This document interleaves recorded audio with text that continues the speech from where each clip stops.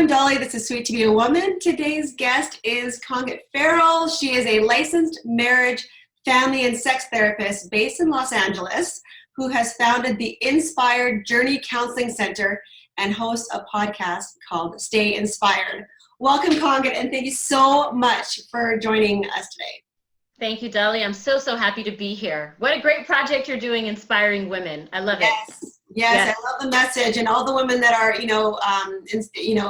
coming together for this message, and that's why I'm very excited to have you today. And I actually just want to start off by asking you personally, what inspired you to pursue your field of expertise? So what inspired me to pursue this field is, one, it was a natural pursuit. I was always the therapist of my family and friends, and so I kind of discovered, like, oh wait, you can make a living from this. Like, this is a thing that you can do in life, and you can give back this way. So once I started pursuing psychology, I just dropped right in. It was like every class was interesting. I mean, it was really aligned. So that was one part of it. The other part of it is that I've gone through, I had a really interesting moment a couple of weeks ago with my husband, and we were just talking, and I just told him, I said, I'm so grateful to have this moment in my life where I've witnessed, how can I say it? Like, I understand why some things happen to me before. Like, I'm so happy to experience understanding a reason why certain things that I thought were so horrible happened to me.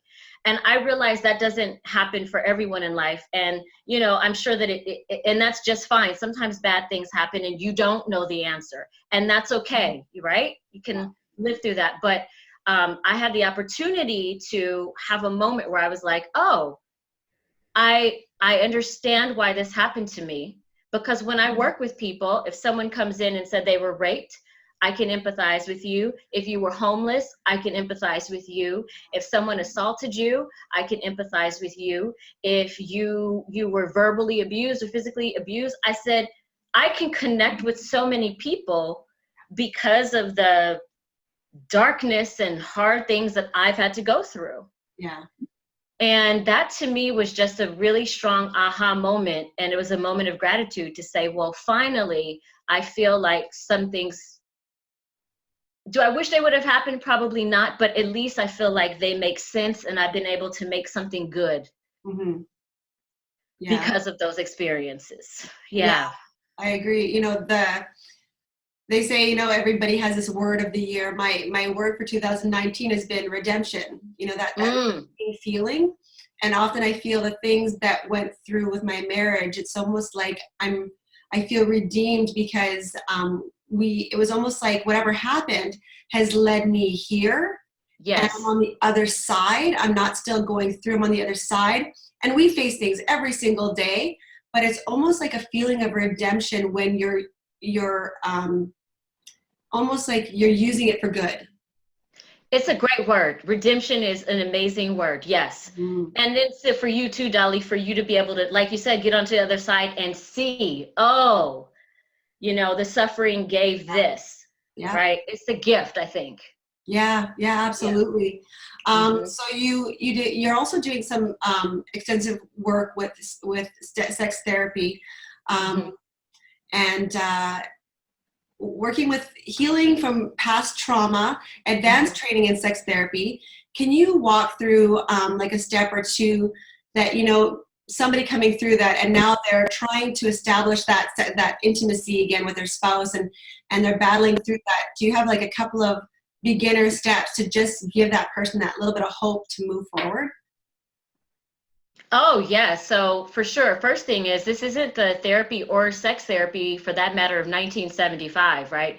There's been decades and decades of specific evidence-based research around sex and sexuality and sexual challenges that today we have so many solutions. So let's start there. Today it's more the real challenge is you finding someone you connect with and seeking the treatment. We've got so many treatments. So I think that that's the first and most important thing to hear. You should have hope, because there's a lot of evidence-based treatments out in the world today. And so I think just knowing that you don't have to suffer is very important. And then also know that, like, people who choose to go into sex therapy or into therapy, they're a certain kind of person. Like, you know, for a lot of us, you know, we could have done other things. It's not, it's not about intelligence or, you know, or what, you could do other things, but you choose to be in this field because it's like a life calling. So when you work with people and sex therapists who go through all these years of training, just know you're working with someone who is there to accept you as you are, to hear you, to meet you where you are, and help you to achieve those goals. Absolutely. Yeah. Yeah. And just like having that connection. Yes. Like just that listening ear. I'm sure that is so much therapy just on its own, just having that sounding board, or that it's, you know, that person that's encouraging. Yes, it is. And then, you know, actually, Dolly, it was funny. When I started, I hadn't thought to market myself as a woman of color and a sex therapist, but people kept coming to me and saying, oh, you're a woman of color. I really want to work with you. And, you know, and I think for something like sexuality, sometimes working with someone that may have a shared experience can be helpful. Like, and I didn't even know that for myself. I'm just telling you what I've observed. Yeah. What clients have told me. You know. Just that relatability. Yeah. So do you work with more couples or women, like singular, solo? Like what would you say right now it would be your client? So I started, the reason I got into sex therapy is I was just looking to serve women, right? That was where I started. And so I saw that if we're working with trauma, what are the things that women usually want? They want healthy life, they want love. And if they're battling trauma, once we get over the trauma, the next thing is like, where do we go from here?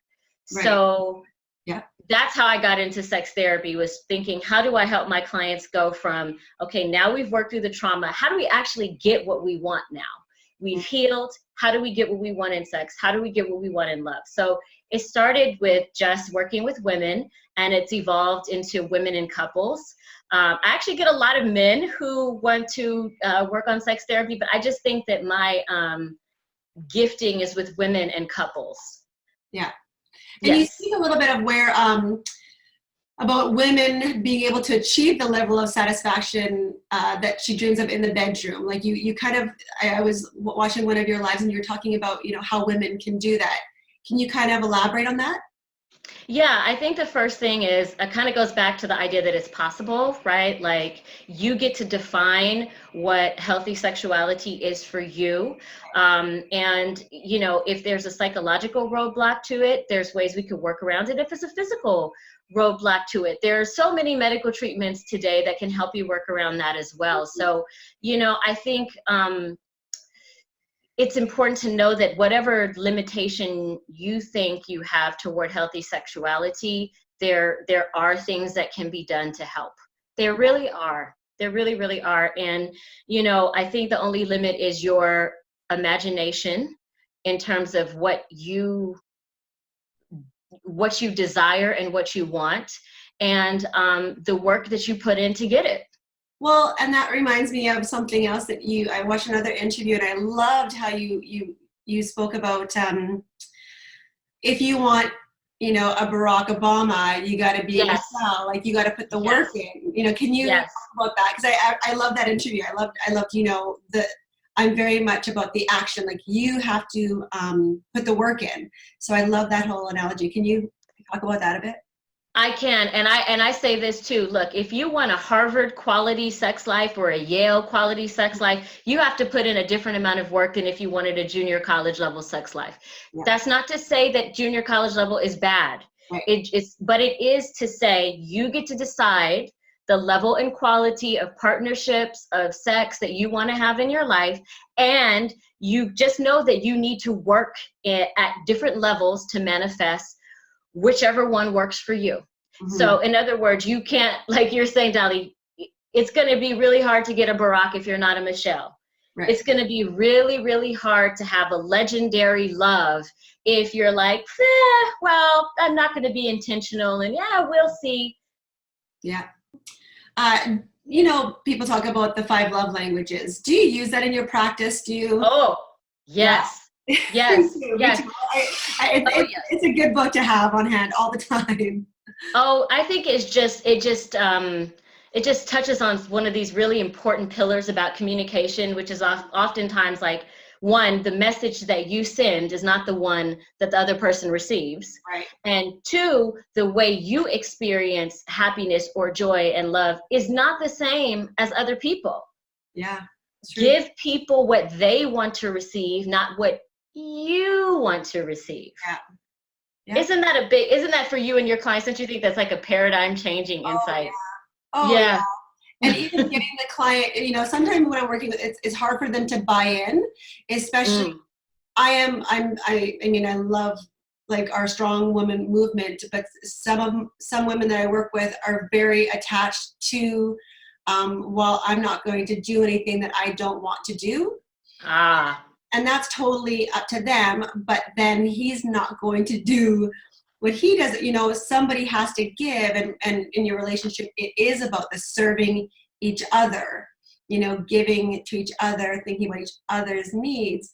And sometimes I would say that's a big roadblock that I would say that, you know, I'm facing more now than before, just the power, you know, that, or entitlement or whatever it is, a little bit misguided a bit, because you can still, the business is sweet to be a woman. And I've had, you know, women say, well, I don't really, you know, questioning me about the word sweet. And I just think, well, sweetness, you know, you can be a really sweet, kind, loving person and still be incredibly powerful and strong. And so I don't think sweet as a weak word, but that will be each person's definition. But I would say women, some women now are definitely, well, they don't really want to give, but then they're not going to maybe receive that either. So that's right. Oh, I'm with you 100%. I think your sweetness is something that bonds you to your partner. And if you don't have that sweetness, then it's like, I've heard, a man said this to me, it was interesting. He's like, if you don't have the sweetness and that softness of you, it's like he feels like he's going on this big long mission and there's no plateau. Really? You know, right? What is there to connect you? And it doesn't mean that you're not strong. Yeah, absolutely. You know, yes. I actually crossed out this question, but we're kind of talking about it right now. But there's a talk right now about how the strength of women is affecting, you know, that powerful, strong woman is now affecting the intimacy in the bedroom, because she's not embracing her femininity, and it's kind of taking away from the man. And I find that really intriguing. Is this something that you're studying at all? Is this? Oh, I agree with it 100%. You know, if you just look, so there's something called biomimicry. Biomimicry. Kongit didn't make this up. This is a field that has been existing for years, and it's been working in other disciplines. So what biomimicry says is, you know what? Nature has been doing certain things right for a long time. Nature's got it figured out. So for example, with biomimicry in architecture, they'll look at a turtle shell to model a dome, because turtle shell works on planet Earth with a dome shape. Okay, well, if we apply biomimicry to our reproductive systems, clearly we see the egg is not pursuing the sperm, okay? Sperm is pursuing the egg. Egg positions itself to attract. Right. And I think that there's something very powerful about just accepting some of nature's blueprint, if you choose to be in a heterosexual relationship here. And female, our sexual organs are receivers. Right. Right? What happens, right? We are receiving organs. Yes, right? Penis is a giving and the vagina is receiving. So what happens when we just consciously say, you know, I'm going to align myself with nature here. I'm going to take my ego out of it and just look at nature's blueprint and see what kind of experience I have. And Deepak Chopra says, nature's intelligence functions with effortless ease. So I ask women, I say, okay, well, what is the quality of relationship that you're looking for? Are you looking for a combative relationship? Do you want to argue a lot? Or do you want harmony and do you want flow? Right. If they tell me they want harmony and flow, I will say, then you need to learn different dynamics. Yeah. Because confrontationalness and power and headbutting and unyieldingness does not get harmony. Yeah. Yeah. It's not, nothing is right or wrong except for in the context of what you want. See, if you want a chaotic relationship and a difficult relationship, by all means, be unyielding. Yeah. Right? Yeah. Yeah. And there is something powerful about knowing that we have the choice. And like, I know that when my husband and I, when we choose or chose and choose, continue to choose to forgive, you know, waking up every morning, Yes. choosing to forgive, choosing to trust, choosing to love, it's a powerful feeling. I feel more powerful when I'm serving him than before when I was standing for myself.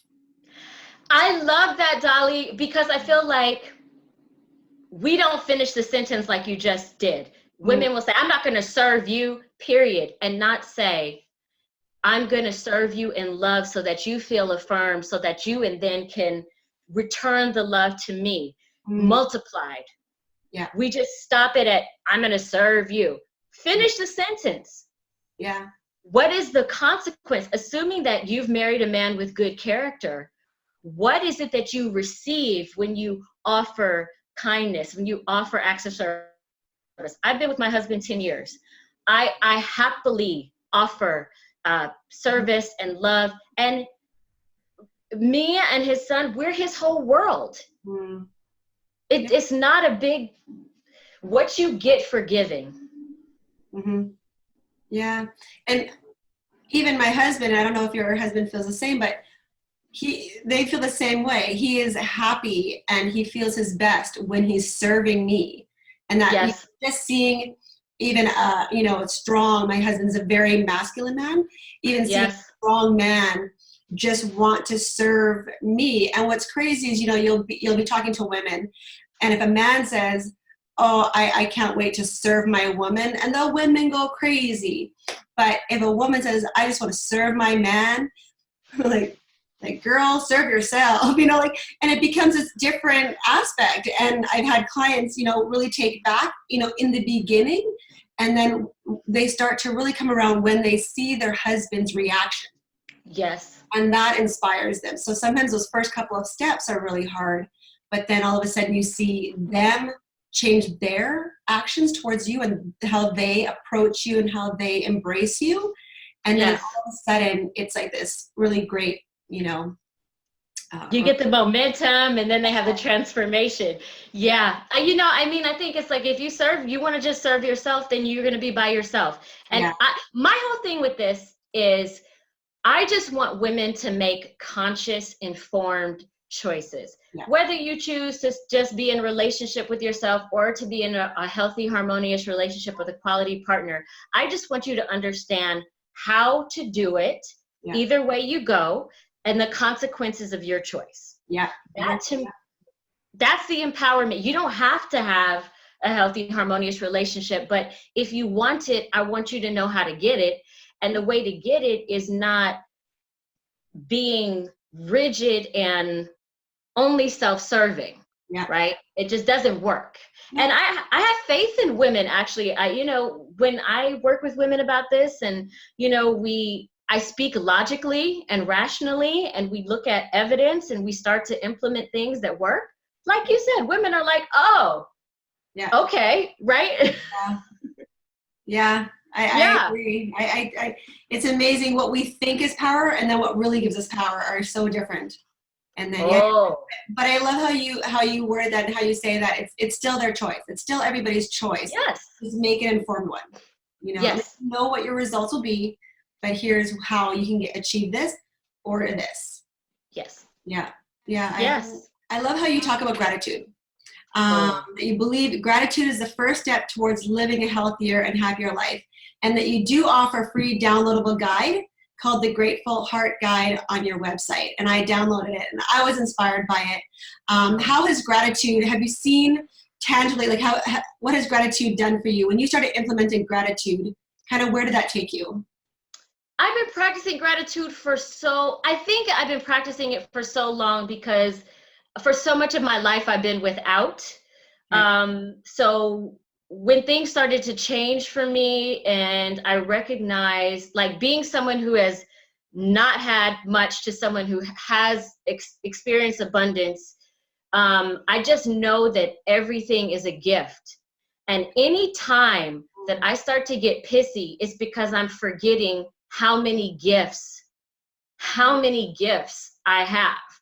You know, it's like, but it's simple. It's like, look, if you find a therapist you connect to, that's a gift. Yeah. If you make it home from the store every day, that's a gift. And if you start just remembering consciously all the gifts you have, how can you let yourself have a shitty day? Yeah. And did you learn this from somewhere, or is this like upbringing, or is this, because I know you had a lot of challenges to face in your life. So I'm just sort of, where did you get this you know, grateful spirit? Like, where did you learn that? Where was it embedded in you? Just didn't learn it. It's just a part. It just you know, I just have always had you know, I love the universe, and I really just always have. And I even believed when I was younger that there's a reason for things. And I just held on to that hope and faith that one day, you know, maybe I'll have a different understanding of things. And so I just, whenever I was faced with hard things, I just chose to look at it like, okay, what do I learn from this? How do I get through this? You know, and I think that that's something that can happen to you if you've had experiences in your life that's like a lot of tragedy, right? And you didn't do the things, you didn't actually do things to lead to them. Just a lot of things happen. Yeah. And you kind of, it makes you spiritual. Yeah. It can make you very spiritual. And I think that's just what happened to me. Yeah. And you know, and then, like I said, when I started to see things changing on the material plane, like that I'd hoped and believed for, then I was just like, oh, I need to be grateful for every little thing. Yeah. Because it doesn't have to be this way. You don't have to have running water. You don't have to have food. You don't have to have, why do you think you have to have that? Why do you think you don't have to have that? Right. Well, and when I watched you, it was your spiritual, grateful side, that spiritual side, that spirit that, you know, resonated with me. And that's why I'm so thankful for you to have this interview. And I just, you know, if you're watching this and Kongit resonates with you, definitely check out her website, her podcast. She is an inspiration. She's an author. I mean, the list goes on. You're a wonderfully powerful woman, and I'm just feel blessed to have this conversation with you. Thank you. And I want to say I'm sweet. I'm sweet. I want to claim that it's sweet to be a woman. When I saw that that was the name of what you offer in the world, I was like, that resonates with me because I'm a sweetheart. I'm not. We can be sweet. Yeah. Yes. Yes. Awesome. Yes. Okay. Thanks so much. Have a great day. Okay, darling. Okay.